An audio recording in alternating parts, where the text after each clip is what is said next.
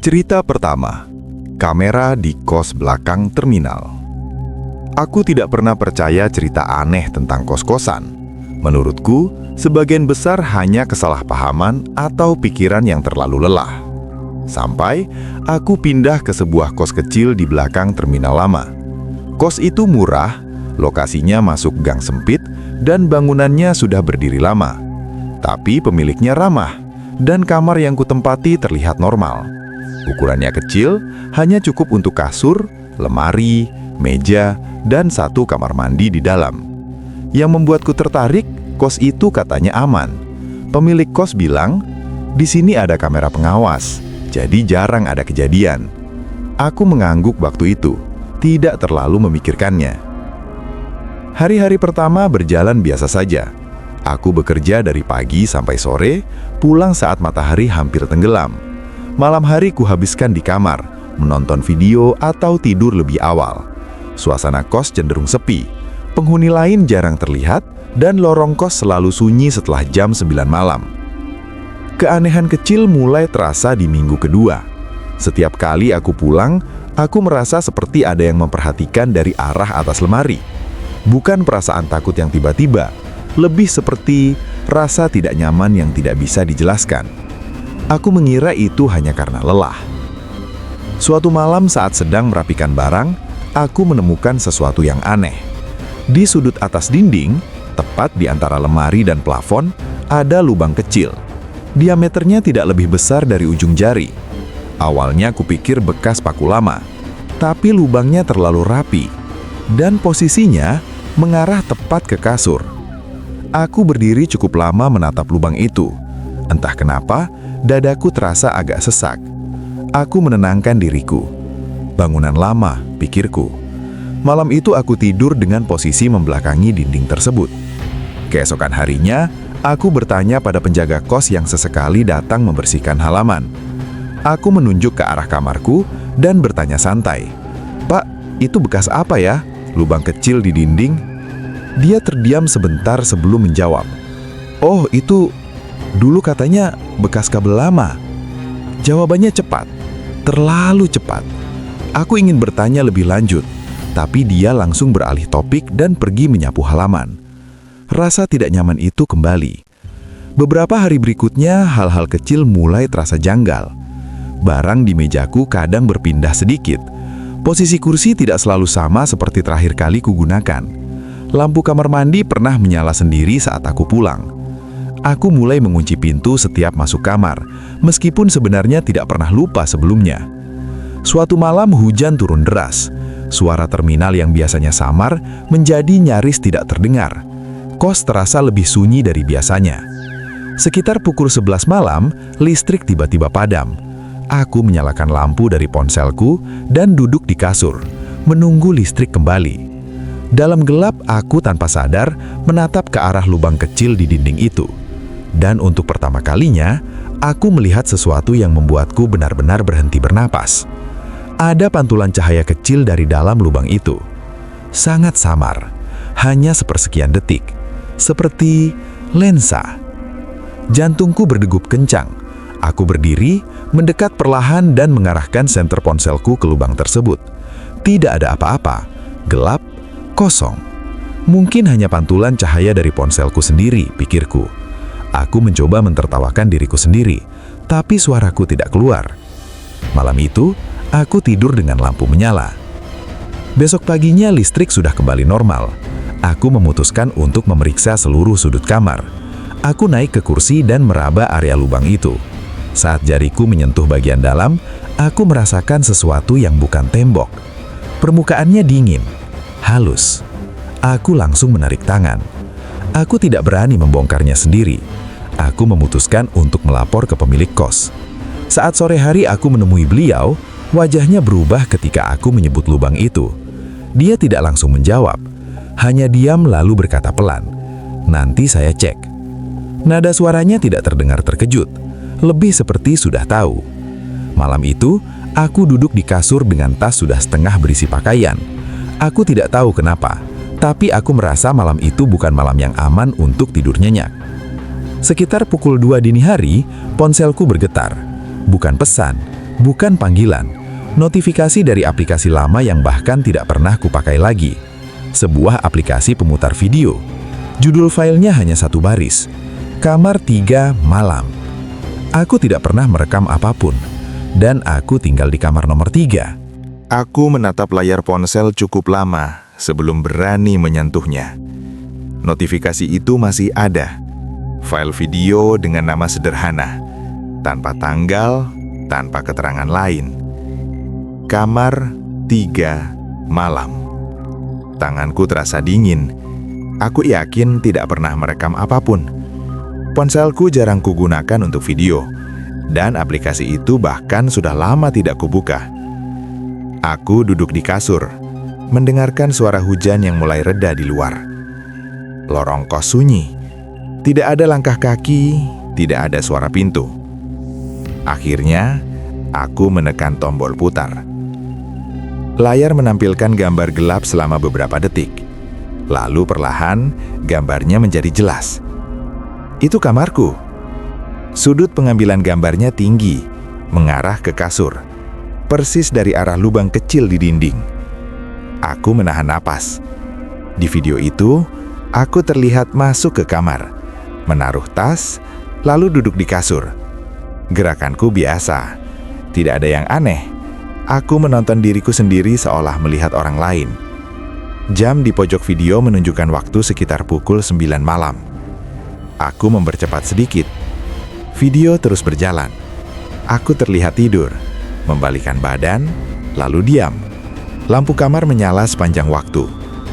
Sekitar menit ke-20, sesuatu berubah. Di layar, pintu kamar terlihat bergerak perlahan. Tidak terbuka penuh, hanya celah kecil. Aku menghentikan video. Aku menoleh ke pintu kamarku yang sekarang tertutup rapat. Jantungku berdetak lebih cepat. Aku kembali memutar video, kali ini dengan suara. Tidak ada bunyi langkah, tidak ada bunyi pintu. Hanya suara napasku sendiri yang terekam samar. Di video, pintu tetap terbuka sedikit selama beberapa menit. Lalu, sesuatu membuat bulu kudukku berdiri. Bayangan muncul di lantai kamar. Bukan bayangan besar, hanya garis gelap yang perlahan bergerak mendekati kasur. Aku langsung menutup video. Tanganku gemetar. Aku merasa seolah sedang mengintip sesuatu yang tidak seharusnya kulihat. Aku ingin menghapus file itu, tapi jari-jariku tidak bergerak. Setelah beberapa menit, aku memberanikan diri membuka kembali video itu. Kali ini, aku melompat ke bagian akhir. Di menit-menit terakhir, aku melihat diriku bangun, duduk di kasur, lalu menatap lurus ke depan, tepat ke arah kamera. Aku tahu aku tidak pernah melakukan itu. Wajahku di video terlihat datar. Mata terbuka tapi seperti tidak benar-benar melihat. Aku duduk diam selama hampir 1 menit penuh. Lalu, layar menjadi gelap. Video selesai. Aku meletakkan ponsel dan berdiri. Dadaku terasa berat. Aku memutuskan untuk keluar kamar dan menemui pemilik kos, meskipun saat itu masih dini hari. Aku membuka pintu perlahan. Lorong kos kosong. Lampu lorong menyala redup. Aku melangkah pelan menuju ruang depan, tempat pemilik kos biasanya tidur. Pintu kamarnya sedikit terbuka. Aku mengetuk pelan. Tidak ada jawaban. Aku memanggil namanya. Suaraku terdengar aneh di telingaku sendiri. Saat aku mendorong pintu sedikit lebih lebar, aku melihat ranjangnya kosong. Seperai rapi, seperti tidak dipakai. Di atas meja kecil di samping ranjang, ada sebuah monitor lama yang menyala. Aku mendekat. Monitor itu menampilkan beberapa kotak kecil, tampilan dari beberapa sudut bangunan kos. Dan salah satunya adalah kamarku. Aku melihat diriku sendiri di layar, berdiri di lorong, menatap ke arah monitor. Gambar itu bergerak real time. Aku mundur perlahan. Di pojok monitor, ada catatan kecil yang ditempel dengan selotip. Tulisan tangan sudah agak pudar. Jangan matikan. Kalau mati, dia kelihatan. Aku tidak tahu siapa dia yang dimaksud. Aku tidak ingin tahu. Aku kembali ke kamar, mengambil tas, dan meninggalkan kos itu sebelum matahari terbit. Aku tidak pamit. aku tidak mengambil sisa barang. Beberapa minggu kemudian, aku mencoba mencari informasi tentang kos itu. Bangunannya sudah kosong, katanya ditutup mendadak. Tidak ada yang mau menempatinya lagi. Sampai sekarang, file video itu masih ada di ponselku. Aku tidak pernah membukanya lagi. Yang membuatku paling tidak nyaman bukan isi videonya, melainkan fakta bahwa rekaman itu berhenti beberapa menit sebelum aku benar-benar terbangun malam itu. Cerita kedua, kamera lama di kantor kelurahan. Aku bekerja sebagai staf administrasi di sebuah kantor kelurahan kecil. Bangunannya tidak besar, hanya satu lantai, dengan beberapa ruangan yang dipisahkan sekat kayu dan lemari arsip lama. Kantor itu sudah berdiri lama, bahkan sebelum aku mulai bekerja, bangunannya sudah beberapa kali direnovasi ringan. Tapi ada satu ruangan yang hampir tidak pernah disentuh. Ruang arsip lama. Ruangan itu jarang dibuka, letaknya di ujung koridor, dekat toilet belakang. Pintu kayunya selalu terkunci, dan jendelanya ditutup papan dari dalam. Menurut cerita pegawai lama, ruangan itu hanya berisi dokumen-dokumen lama yang sudah tidak dipakai. Aku tidak pernah tertarik untuk mengeceknya. Suatu hari, kepala kelurahan meminta kami membereskan arsip lama untuk persiapan audit. Kami diminta memindahkan beberapa berkas dari ruang arsip lama ke ruang utama. Aku kebagian tugas membuka ruangan itu. Kuncinya berkarat dan pintunya agak sulit dibuka. Saat akhirnya terbuka, bau apek langsung menyambut. Di dalamnya ada lemari besi tua, tumpukan map coklat, dan beberapa peralatan elektronik lama yang ditutupi plastik. Di salah satu sudut ruangan, aku melihat sebuah kamera pengawas lama. Bentuknya besar, model lama, dengan kabel yang sudah menguning. Kamera itu menghadap ke arah pintu ruangan. Aku bertanya pada salah satu pegawai senior, "Ini masih aktif, Pak?" Dia menoleh sekilas lalu menjawab, "Ah, itu sudah lama mati, dari dulu juga tidak pernah dipakai." Aku mengangguk dan melanjutkan pekerjaanku. Hari itu berlalu tanpa kejadian aneh. Beberapa hari kemudian, aku diminta lembur sendirian untuk menyelesaikan input data. Kantor sudah sepi sejak maghrib. Lampu hanya menyala di ruanganku dan lorong utama. Sekitar pukul 8 malam, aku ke toilet belakang. Saat melewati ruang arsip lama, aku berhenti sejenak. Pintu ruangan itu terbuka sedikit. Aku yakin sebelumnya aku sudah menutupnya rapat. Aku mendekat dan mendorong pintunya. Ruangan itu kosong seperti sebelumnya. Tidak ada yang berubah. Saat hendak menutup pintu kembali, mataku tertuju pada kamera lama di sudut ruangan.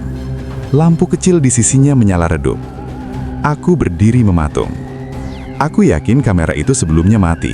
Kabelnya pun terlihat seperti tidak tersambung kemanapun. Aku memanggil satpam lewat telepon kantor dan menanyakan apakah ada sistem kamera lama yang masih aktif. Satpam itu terdiam sebentar sebelum menjawab. Setahu saya, yang aktif cuma kamera depan. Yang lama sudah lama tidak dipakai. Nada suaranya terdengar ragu. Aku menutup telepon dan kembali ke ruanganku. Malam itu, aku bekerja dengan perasaan tidak nyaman, seperti ada yang memperhatikan dari kejauhan. Keesokan harinya, aku menemukan sesuatu yang membuatku semakin bingung. Di komputer kantorku, ada sebuah folder baru. Namanya sederhana, arsip lama. Aku tidak pernah membuat folder itu. Di dalamnya, ada beberapa file video, formatnya lama, tanggal rekamannya bertahun-tahun lalu. Rasa penasaran mengalahkan rasa takut. Aku membuka salah satunya. Video itu menampilkan lorong kantor. Sudut pengambilan gambarnya tinggi, mengarah ke pintu ruang arsip lama. Gambar terlihat buram, tapi aku bisa mengenali beberapa wajah. Beberapa di antaranya adalah pegawai lama yang sudah pensiun. Ada juga wajah yang tidak kukenal. Di salah satu video, aku melihat seorang pegawai berdiri sendirian di lorong, menatap ke arah kamera cukup lama. Wajahnya terlihat tegang. Di akhir video, dia masuk ke ruang arsip lama dan tidak pernah keluar. Aku menutup video itu dengan cepat. Aku membuka file lain. Video itu lebih baru, tanggalnya beberapa tahun lalu. Di dalamnya terlihat ruang arsip lama dari dalam. Kamera menghadap ke pintu. Pintu terbuka dan seseorang masuk. Aku mengenali orang itu. Itu adalah pegawai yang dulu sering disebut-sebut dalam cerita kantor. Katanya dia mengundurkan diri secara mendadak tanpa penjelasan. Di video itu, dia berdiri di tengah ruangan, menatap ke arah kamera, lalu berbicara. Tidak ada suara, tapi gerak bibirnya jelas, seolah sedang menjelaskan sesuatu. Tiba-tiba, lampu ruangan padam. Gambar menjadi gelap. Beberapa detik kemudian, cahaya kembali, tapi orang itu sudah tidak ada. Hanya ruangan kosong. Aku menutup semua file dan mematikan komputer.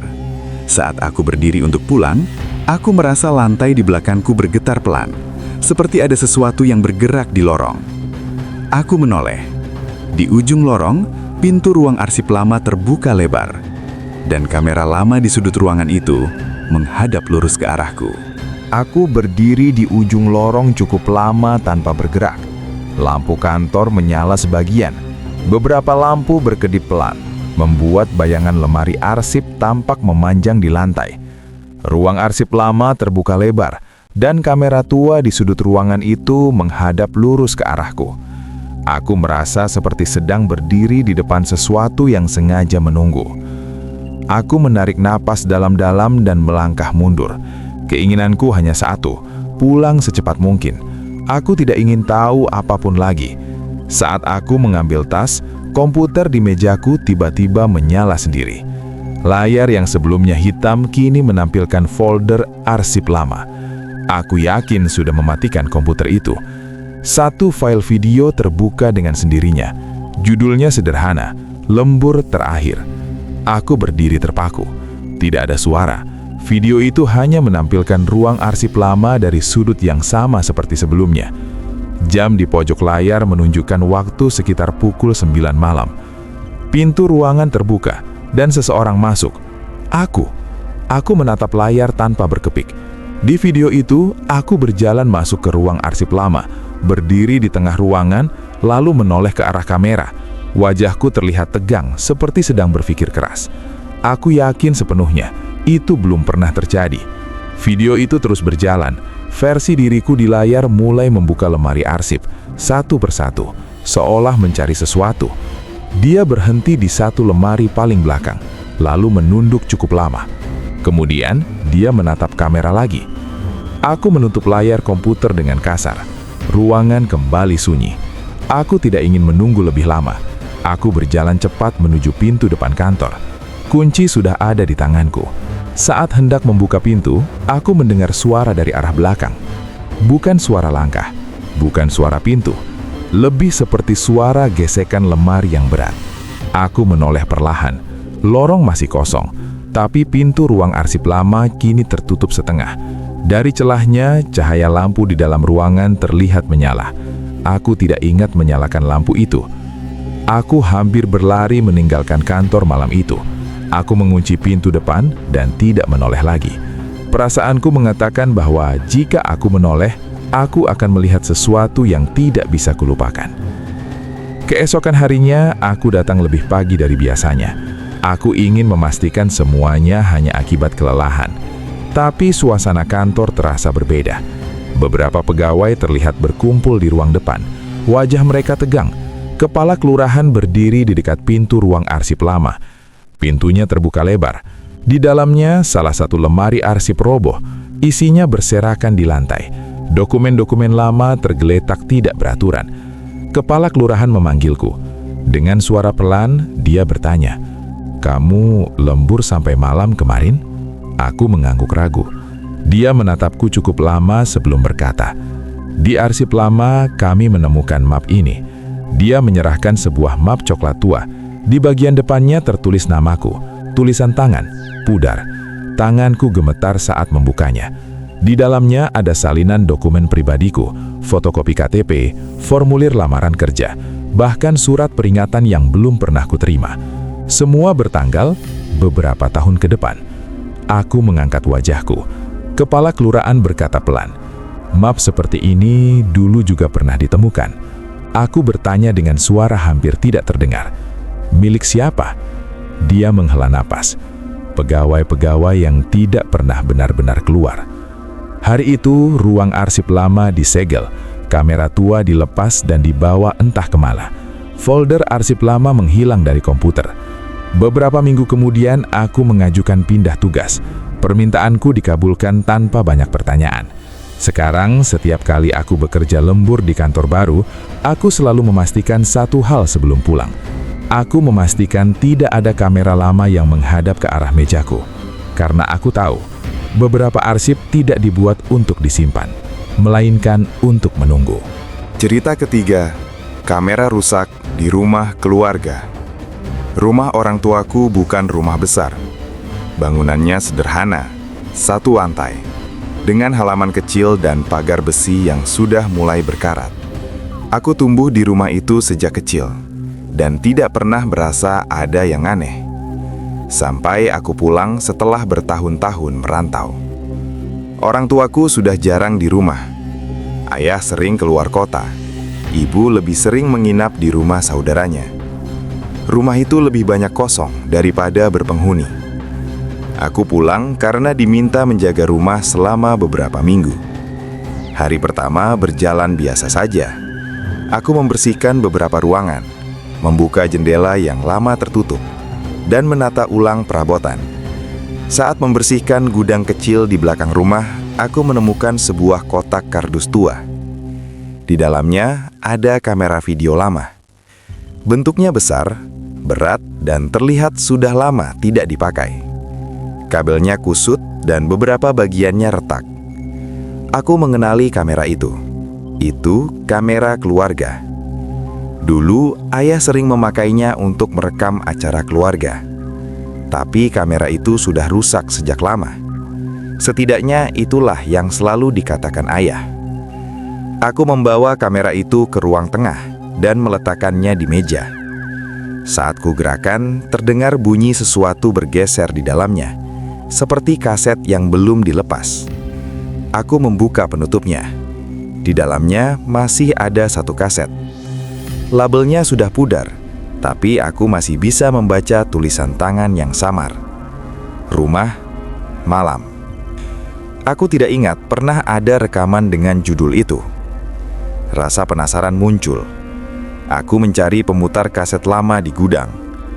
Butuh waktu lama sampai akhirnya aku menemukan satu yang masih bisa menyala. Malam itu, aku duduk sendirian di ruang tengah, dengan lampu redup dan jendela tertutup rapat. Aku memasukkan kaset ke pemutar dan menekan tombol putar. Layar menampilkan gambar bergetar, lalu perlahan menjadi jelas. Itu ruang tengah rumah kami. Sudut pengambilan gambarnya dari atas lemari, menghadap ke sofa dan pintu kamar orang tuaku. Aku tidak ingat kamera itu pernah diletakkan di sana. Di video, rumah terlihat sepi. Lampu ruang tengah menyala, tapi tidak ada orang. Jam di pojok layar menunjukkan waktu hampir tengah malam. Video berjalan cukup lama tanpa perubahan. Aku hampir mematikannya, sampai akhirnya sesuatu bergerak. Pintu kamar orang tuaku terbuka perlahan. Seseorang keluar. Itu ibuku. Aku menahan nafas. Ibuku di video berjalan pelan, menoleh ke kiri dan ke kanan, lalu berdiri di tengah ruang tengah. Wajahnya terlihat lelah, tapi fokus. Dia menatap ke arah kamera. Lama, seolah tahu sedang direkam. Lalu dia berbicara. Tidak ada suara yang jelas, tapi gerak bibirnya membuatku merinding. Dia seperti sedang menjelaskan sesuatu dengan hati-hati. Sesekali berhenti dan menoleh ke arah pintu kamar lain. Aku memperhatikan satu hal yang membuat dadaku terasa berat. Di belakang ibuku, di dekat pintu dapur, ada bayangan gelap yang tidak bergerak.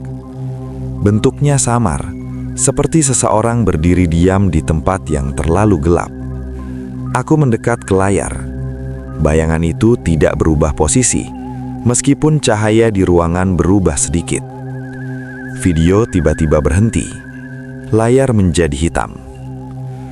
Aku duduk diam cukup lama. Suara malam terdengar dari luar rumah. Tidak ada suara lain. Aku mengeluarkan kaset dan memeriksanya. Pita kaset terlihat kusut, seperti pernah diputar paksa. Aku mencoba memutar ulang.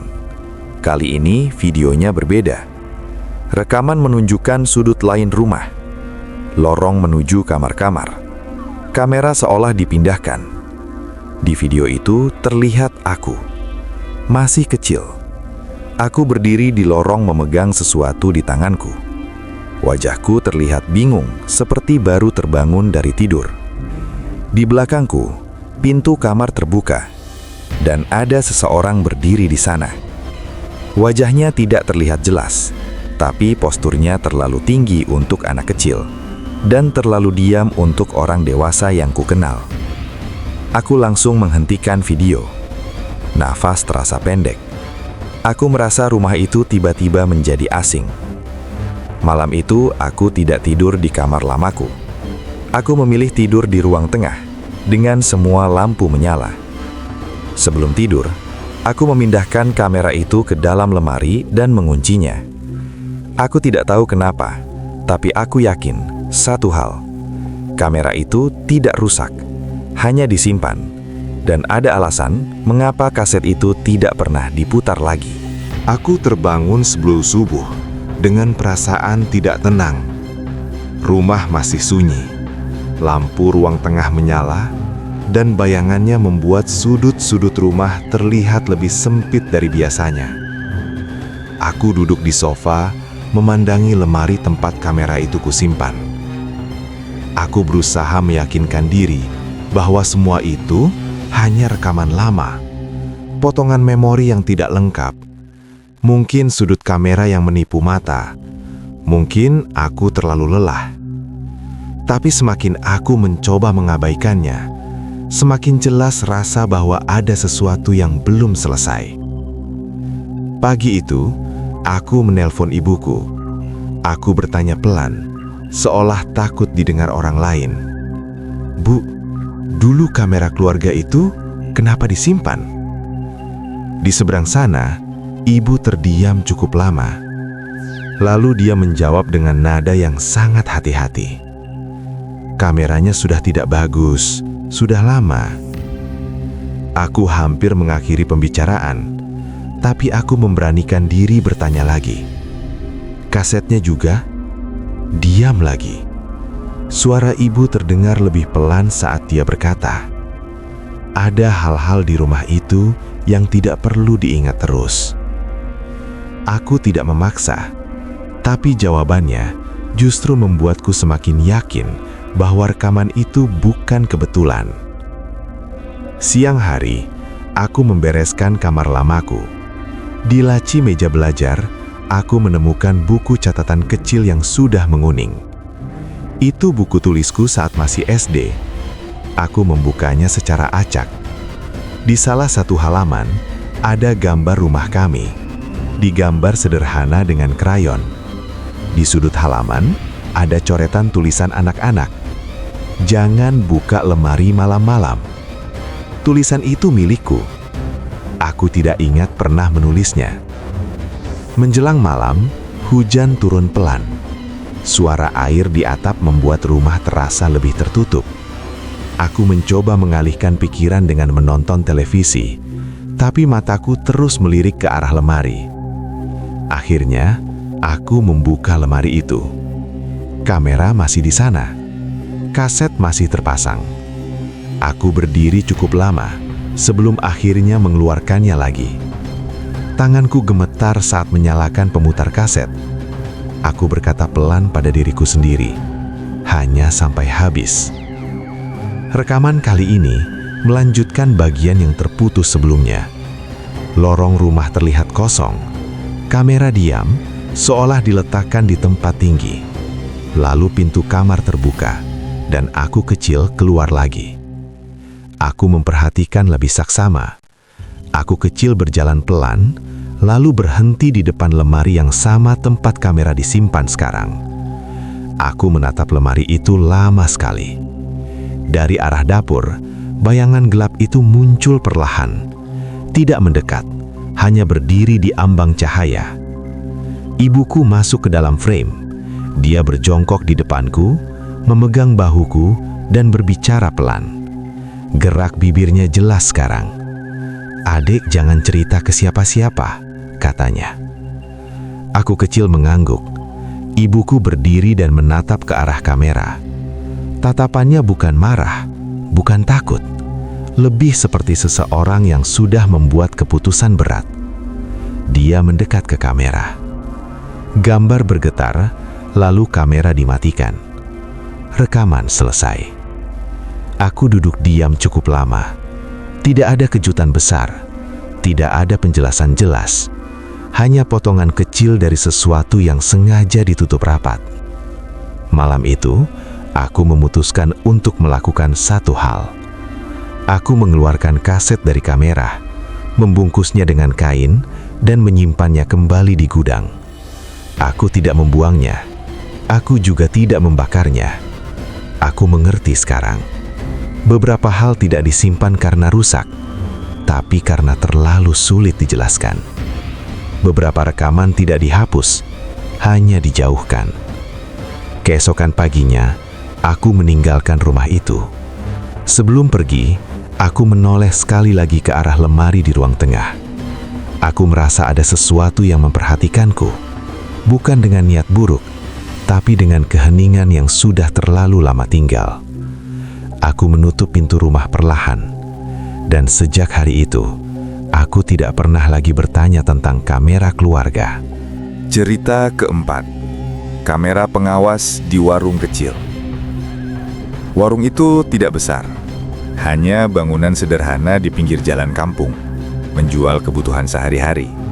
Letaknya dekat persimpangan kecil, tidak jauh dari musola dan pos ronda.